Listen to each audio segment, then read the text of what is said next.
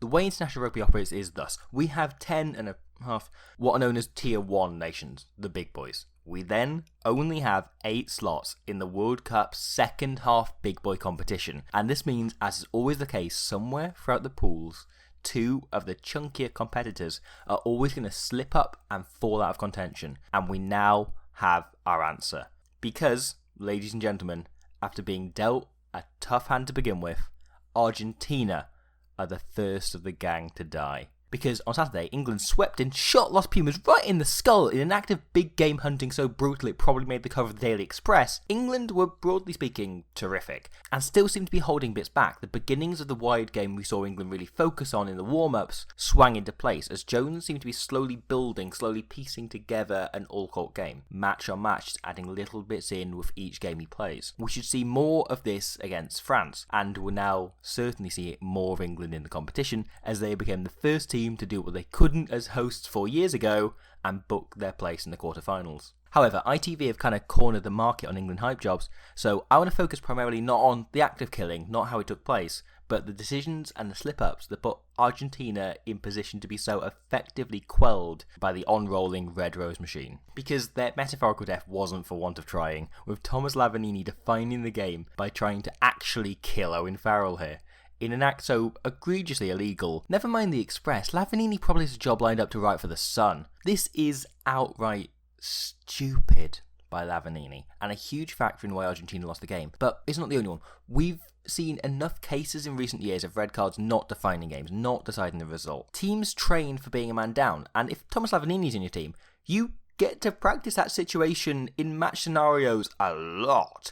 I've been around 7 Pokemon centers while I've been in Japan, but none of them stock as many cards as you'll see if you just look through Lavanini's career. This big lump of RG meat is now the joint most red carded player of all time, and only one little yellow away from equaling the record for most cards of any colour. And, you know, something about that just feels right.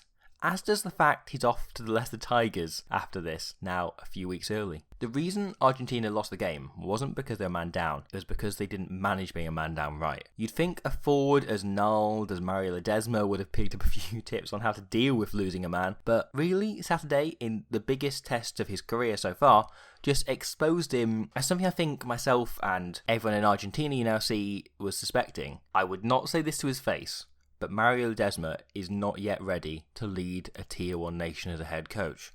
For half an hour, the Pumas struggled with only one dedicated line-out operator, so to counter this, Ledesma eventually brought on Alemano for Ortega Desio at 49 minutes. Except Ortega Desio is the only one of their starting back row who's even won a single line-out for them this World Cup. And then, 5 minutes later, he brought on flanker and certified big boy Thomas Lozana for Guido Petty, their 1 second row, leaving them, once again, with fewer jumpers than James Bond's wardrobe. It wasn't helped as well by the on-pitch management. After Nico Sanchez's form went from lost world beater to lost chipmunk who wandered onto the pitch by mistake, Ledesma was left with no choice but to throw in Benjamin Urdipazieta. For almost 2 World Cup cycles, Argentina's selection strategy has just been 14 random blokes plus Nico Sanchez. So suddenly, throwing in a man who's won 12 caps in 12 years without so much as a bench spot for Nico felt bold. And good player though Urdipazieta is, and he is, it did not work.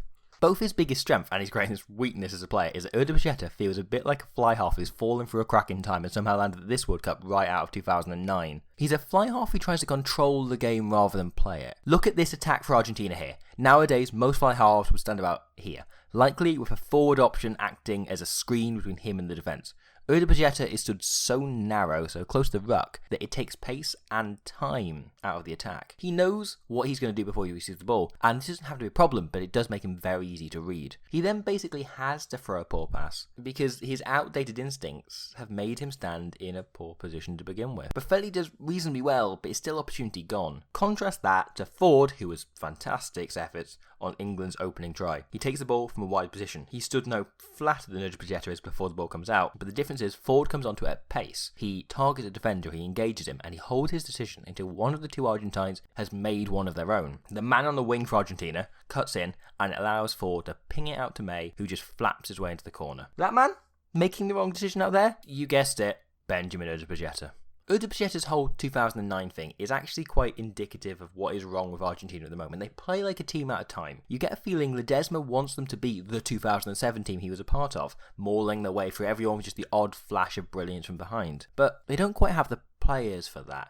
So instead, they're playing what feels like outdated and outfought rugby. England, to me, feel like possibly the most 2019 team in the competition. Their setups are crisp, their attack is dangerous, and perhaps the most interesting thing about them is how their defence can evolve game on game and zone on zone. Whereas most teams, broadly speaking, defend in the same way, England adapt each week to deal with a particular challenge. But the problem this week was that there was almost no challenge. One very nicely worked try from set piece aside, Argentina offered nothing. They rarely set anything with any deception or ingenuity. I mean, look here, they set to do hands down the line, and in the end Erdős just takes it in because the line speed cuts off what is a move that under nines could snuff out. Ledesma seems to think that decent offloading constitutes an entire attacking game rather than just one attribute on the Rugby Challenge player creator. The problem also isn't just him, however, it's that the Argentine Rugby Union parachuted him into the job before he was ready. And you really worry that if they do decide things aren't working and they decide to make the same decision and they hang him out to dry, they're just going to do the same thing with Jaguares boss Gonzalo Quesada. Before 2015, Daniel Hocade had spent about 20 years building experience as a coach in both 7s and 15s and managed to use it to evolve Pumas rugby into something thrilling and contemporary while still keeping the core of who they are. And whilst he eventually slid out of favour with the Union and the players, Ledesma has done very little with this Pumas team other than turn up in the coach's box and look like a drunk dad at a wedding.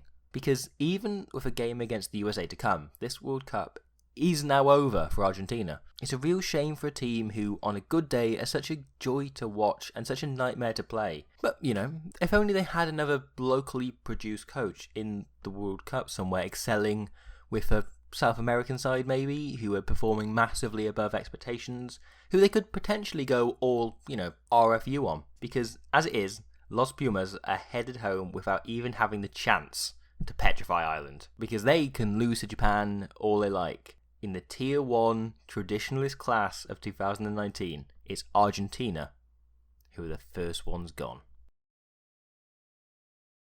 Here's a question. Is it slightly racist that upon finding a seaside, upon finding the sea here in Japan, my first thought is, whereabouts out there would Godzilla spring up? Where would he when he's not busy playing for the Georgian national rugby team? Where would he spring out the ground?